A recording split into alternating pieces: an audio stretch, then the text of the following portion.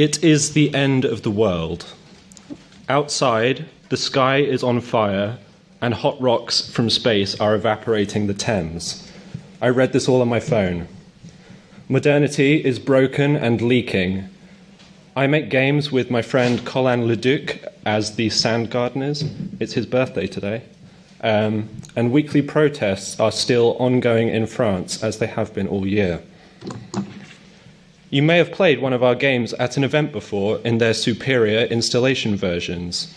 Between Stations was at EGX Left Field and Feral Vector. It's a late-night hotel TV simulator. You flick between channels and drop in and out of surreal text-based stories. On the way here, I drank a coffee on the train and scrolled Twitter on my phone.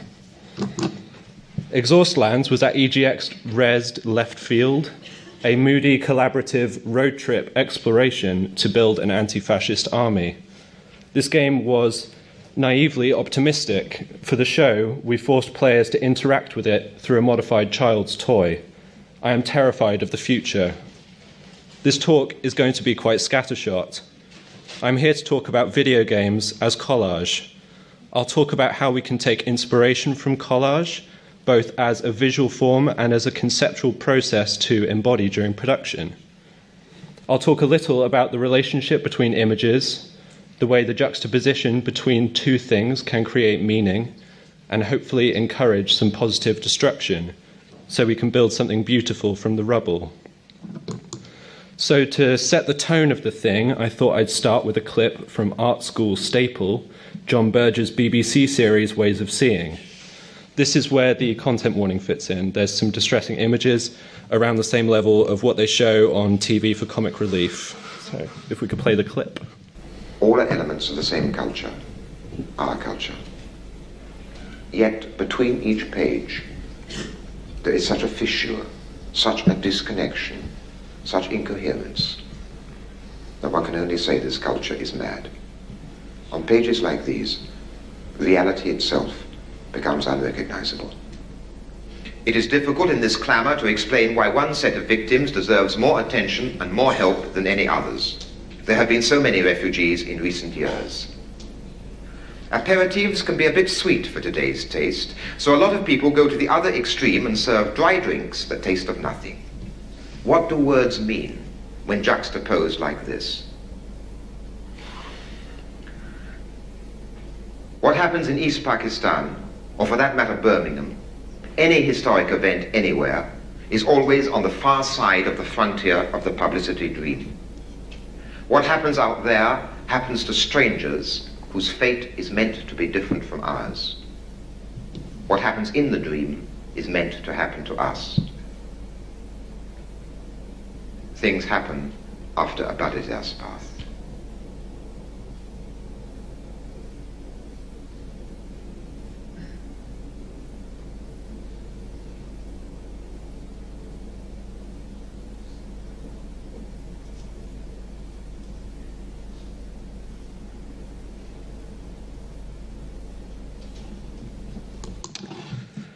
Let's clarify our terms and figure out what we're working with by turning immediately to Wikipedia. Collage comes from the French coller, to glue. Collage is a technique of art production where the artwork is made from an assemblage of different forms, thus creating a new whole.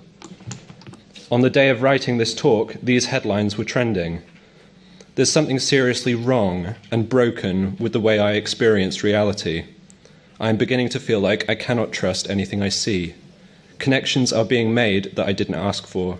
Meaning is in flux. The terms cut and paste and copy and paste originated in the context of manuscript editing, where the editor might chop up and move around certain phrases. Paste up was the process used to physically assemble and lay out magazine or newspaper pages. Since then, this term has grown to apply more widely to the process of moving one piece of information from its source to a new site. We are neck deep in the information age, and by now everything has already been made. There's too much stuff. I'm saturated. Collage as a visual medium grew from the proliferation of the printed image. When I think of collage, I think of the work of Hannah Hock, Dada was a reactionary, radical art movement formed in Zurich during the First World War. The associated artists felt that the horrors of war called into question fundamental aspects of society, and they responded by making nonsensical, farcical, and satirical work, performance, poetry, visual art. Hock's work uses clippings from newspapers, images of faces, to question notions of gender and the role of women in society. To me, her work kind of references like the history of painting and the tradition of cubism, of showing one thing from multiple angles, exaggerating the contradictory facets of representation. To make art in this panicked, urgent, angry state, Dada artists used what they found around them as material. One can only say this culture is mad, says John Berger. Natalie Lawhead makes stunning work. They're one of my absolute favourite artists working in games today. Maybe game-like things might be a more accurate term. Their work, Everything Will Be Okay, is described as a zine. This is their itch.io page on screen. A collage in itself, hopelessly hypermanic. There's definitely something punky and collage, I feel, about the old Flash era, where games were thrown together with samples from Google Images and hideous Microsoft fonts. Lawhead's games reference this history, but twist and refract it. Their games are personal and deeply emotional. The zine comparison is apt. The democratization of the printing process through the invention of Xerox or the photocopier allowed individuals to rapidly put together their own publications. This mirrors neatly the rise in accessible software and open web portals to upload work. In Lawhead's work, to me, the Flash era is referenced to conjure some kind of nostalgia in the viewer, but it is dipped in an undeniable melancholy. In their work Cyber Pet Graveyard, the player can resurrect a year 2000 style desktop pet who ultimately feel very displaced in their environment of the modern desktop and speak about their experiences of neglect. The collage of styles creates something haunted, a longing for a lost future. I am terrified of climate collapse. Richard Hamilton's work in the 50s reflects concerns of pop art, overabundance of objects, and the omnipresence of consumerism. He fills his home with methods of communication, advertisements, comics, 19th century paintings, artificially posed ideal human forms. Overabundance is something we are swamped by now more than ever, and this work feels dangerously current to me, as do these others.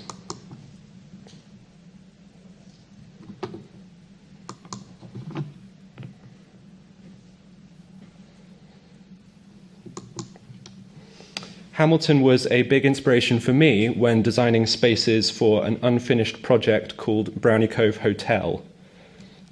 I wanted to emulate the way he constructed interior space, but through a dialogue between digital and analog processes. Hand-cut, collaged furniture marries digitally fragmented line drawings and Flash-style cartoony illustration. A hotel is a sort of second-hand, already lived-in space, so building the space from existing images felt conceptually appropriate. Samarost by Amanita Design is a gorgeous game series. The title is a Czech word used to describe objects sculpted from discarded wood. In this game, photographs become the material, and the world feels as if it has been carved from them. I think it works to make the world feel at once modern and ancient. Jack King Spooner's game, B-Swing, juxtaposes childishly rendered watercolour paintings with sincere reflections on his own childhood. The elderly village residents, sculpted from clay, speak about their pain and their memories from tacky hillsides you could imagine hanging in a care home. The tactility of the media that the game is assembled from works to make the game feel like an exploration of old artifacts, like sifting through a box of photos from the attic. Collage is a great process to use to explore the disconnect between reality and memory.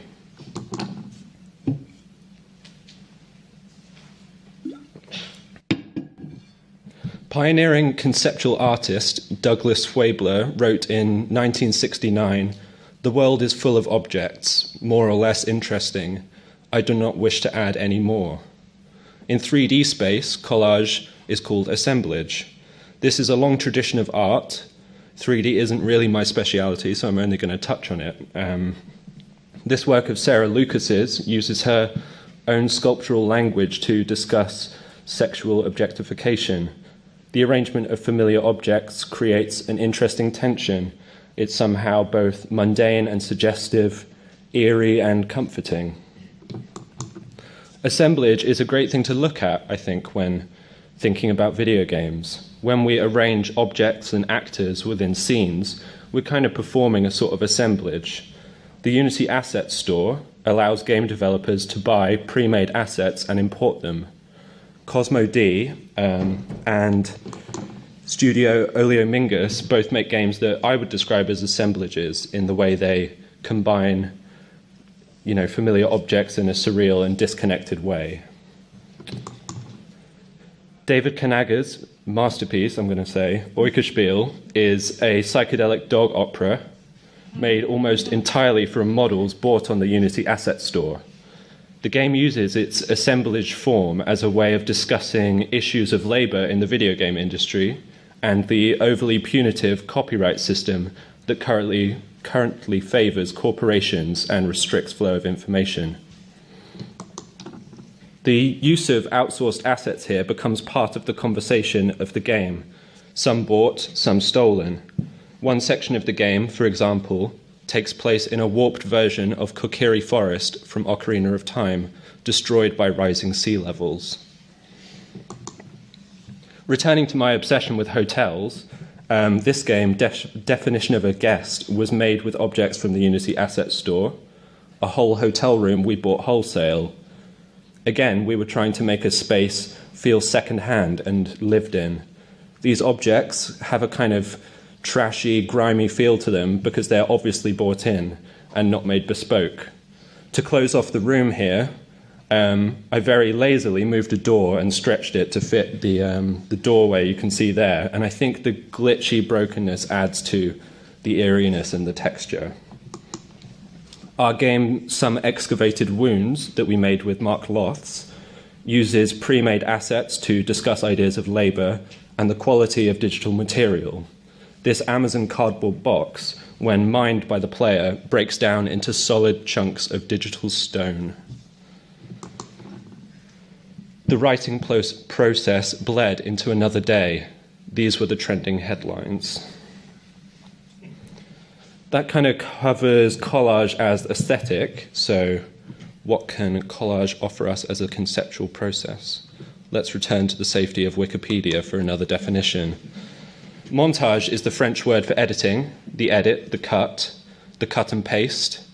In film, montage is used to condense space, time, and information. For example, we're all familiar with the training montage sequence in movies where days, weeks, months of intense training in the forest with your powerful mentor is compressed into the triumphant flow of a single filmic minute. Soviet film theorist Kuleshov created this exercise to examine the relationship between images in sequence. I've modernized it slightly. He proposed that two images cut together inform the meaning of each other, and that the meaning is created from the dialogue between the two images. The man's face is blank, but we infer he is hungry because we see food, or we infer that he is sad because we see that he's looking at a corpse. I think this example is quite outdated. I honestly find it ineffective. But in modern moving image, where the language has evolved and matured, we're so used to this effect that it is a subconscious process. Our perception of images, when sequenced through time, is not the same as looking at a still image. Our understanding of images is informed by what precedes them and by what comes after them. A very famous example in the form of a match cut would be the moment in 2001, A Space Odyssey, where it cuts from the throne bone to the missile launcher. I'm actually going to skip this because I'm aware of my time. Montage as a process can exist outside of filmmaking. Modding could be seen as a collage or montage process. the editing of an existing game or existing technology to create something new. Not only is modding a fantastic way for developers to test new ideas and make quick experiments, but thinking of modding as collage can open up new possibilities of meaning to be explored. Robert Yang's Radiator series is built in the Half-Life 2 Source engine. The familiar, grimy texture of Source games is used to reflect the grimy texture of the character's emotional reality. Part of the weight of this series comes from the way in which it uses and juxtaposes itself within the original game. The Source engine is famously good at modeling physics. Specifically, it's very good at allowing the player to move boxes around. And this becomes the core mechanic of Yang's game, where the player has to move emotional baggage from place to place. The original Stanley Parable mod is also a good example. Using its form, the narrative first-person game we associate with Half-Life 2 as a way of generating humor and as a way of commenting on narrative expectations and subverting them. Writing this right now, I realize I could probably do the whole talk just about Half-Life 2 mods.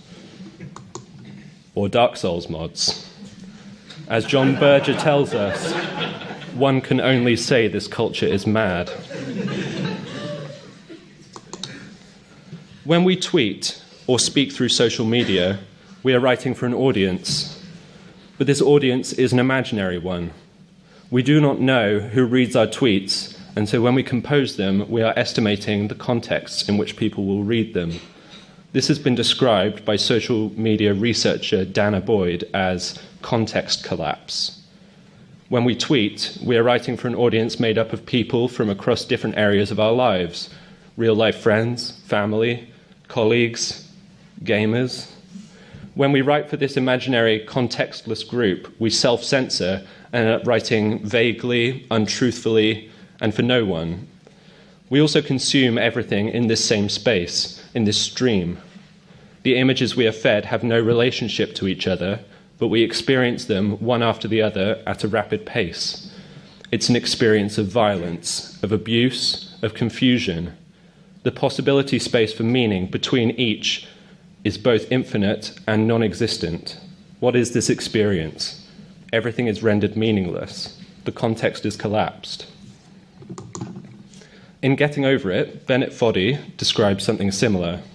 He discusses the speed of content consumption in the hyperspeed flow of the internet. The lifespan of content is nearly instant, he says, and this means content instantly becomes trash. As soon as we upload, the content is already dated. It has already been digested and excreted. In her book, Rise of the Video Game Zinesters, which is a fantastically inspiring and relevant book that has informed a lot of this talk, Anna Anthropy says, "Few commercial games these days are made entirely of original resources." Of course, big-budget games try to hide their reuse of content, and as we've seen from the ridiculous controversy surrounding reused animations in the new Pokemon games, this is delicate territory, and one that needs to be explored and discussed in the public eye. I'm not trying to diminish anybody's work here when I say that video games themselves are confused and collapsed trash at their very core. A character in a game is a polygon mesh plastered with a texture that was maybe once a photograph. The character speaks lines written by someone, recorded by someone else. It lives in a world of more collapsed stuff, collaged pictures and shapes and words and sounds and laws. It's all trash. Reusing, remixing, and recontextualizing should be brought to the forefront. It is economical for big-budget studios to do this, and it is economical for indie developers to do this, but there are so many aesthetic and conceptual possibilities to be gained too. I really think the Unity Asset Store is a gift. Once, there were no constellations. There were only stars. So, get messy. I want us to stop hiding our process. I want things to be less clean. I want to cut my fingers on the rubble and build everything anew. Poetry is for everyone. I hope you've got a good bunker ready. I don't. Thank you.